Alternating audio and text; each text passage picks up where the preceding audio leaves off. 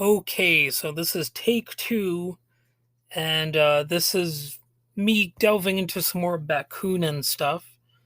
And this is from something he wrote in the Reaction in Germany, released in 1842. So here's what he said. He said, everywhere, especially in France and England, social and religious societies are being formed, which are wholly alien to the world of present day politics, societies that derive their life from new sources quite unknown to us, and that grow and diffuse themselves without fanfare.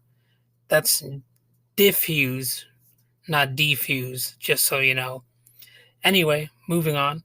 The people, the poor class, which without doubt constitutes the greatest part of humanity, the class whose rights have already been recognized in theory, but which is nevertheless still despised for its birth, for its ties with poverty and ignorance, as well as indeed with actual slavery, this class, which constitutes the true people, is everywhere assuming a threatening attitude and is beginning to count the ranks of its enemy, far weaker in numbers than itself, and to demand the actualization of the right already conceded to it by everyone.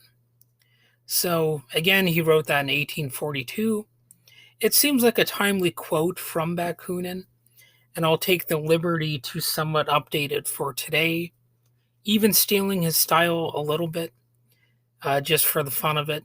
So, here goes. Here's some stuff that I've written in reaction to that.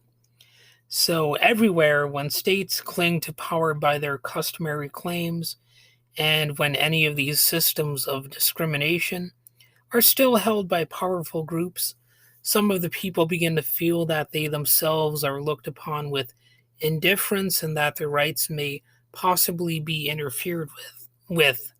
This feeling is often expressed not only in written petitions, but by slow protests, by more or less violent acts of unrest, by revolts against perceived unjust laws, by an utter lack of confidence in the justice of their rulers and the sincerity of their promises.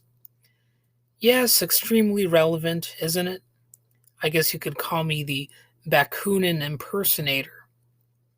So it's true that people are, with only occasional exceptions, working class or perhaps more blatantly oppressed, and either live in poverty or are one or two missed payments or bad luck events away from it. They're the working class, and as was so often the case in the past, the voice of their dissent does not adequately come from within the established political parties. I mean, why would it? Indeed, the voice is quite typically outside of those parties within the social movements, and it arises from the economic oppression and sometimes the terror of the masses. Because really, if you think about it, a lot of the stuff that we consider the economy is really just fear of negative consequences. You know, you'll be punished in some ways systematically if you make quote unquote the wrong decision, right? So, I mean, that's really a prime motivator for how the society around us functions. And frankly, it's a lot about how we function. You know, classical communists referred to this as the proletarian struggle. But of course, those classical state communist movements cynically co opted those struggles and used them to prop up all powerful dictatorial states, which rendered the working class people into, yet again, mere machines to be bossed around. And yes, we might mock, ridicule, and fear the formerly loyal communist or fascist hordes who pledged allegiance to some authoritarian strongman. But what are we seeing today but a return to form, with the reemergence of fascist ideals under some disconcerting and convoluted varieties of neo fascism? What's happening in the USA today, and I don't mean the newspaper, but the US in the world of today. But anyway, what's happening, for example, with the apparent ever looming de facto default on state obligations and the vast deregulations of the financial services and banking sectors. It's a classic example of this, yet those in power are speaking out in no uncertain terms against the populist movements and sentiments and the jobless, angry middle class, be it over the rioting in Ferguson, Missouri, or in Minneapolis, Minnesota, or any of 100 other examples. Though such events are linked to some specific causes, make no mistake that they have some greater connotations as well. It all seems to also fall under the great umbrella question: is democracy dead or alive?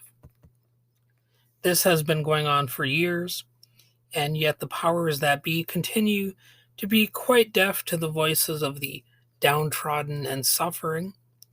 And when they don't have a deaf ear, they try to cynically turn those citizens against some marginalized group or another, pinning the blame all on them, scapegoat style.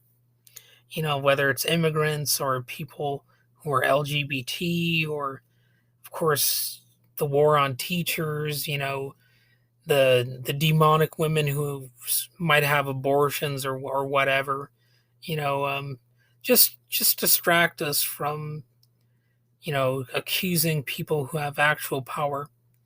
Aside from like blaming one party or another for it, just like blame the Democrats, perhaps, or the Democrat Party, as the Republicans call them. And sure enough, like if we're looking at the United States, the two-party system is definitely immensely flawed, and the Democrats are definitely not perfect. But obviously, there is a rather concerted effort at this point to move us away from a two-party state and into a sort of a one-party neo-fascist theocratic dictatorship. And I think it's simply is impossible to deny that that's where some people in this country are trying to take things, some powerful interests. Well, in contrast to that, rather than mere scapegoating of people who have relatively little power anyway, I want to see people actually create organic, on the ground alternatives to this situation, even if not as an alternative to the status quo, but perhaps just as an available alternative to it, sometimes, possibly even something handy in emergencies. So when politicians, corporations, and other institutions inevitably fail, there absolutely should be regular people stepping up to the plate with their own ideas and organizations.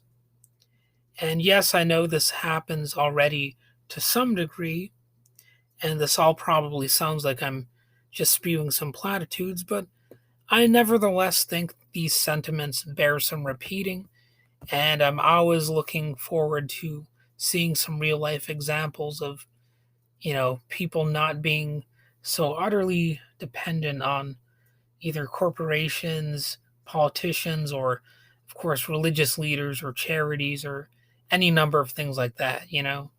I want to see people actually take some power for themselves, and it's even more impressive to me if they do it, like sort of naturally and organically, and with little, I guess, propaganda or anything like that needed, just sort of happening as an almost spontaneous development. I'm always impressed by that. I'd like to see more of it. Sort of an almost more apolitical variety of politics where people are just freely making decisions on the ground without needing to have some great leader calling the shots. I think that's always, well, maybe not always, but generally a positive thing. And go ahead and let me know of examples of that happening. I'm usually pretty glad to see it.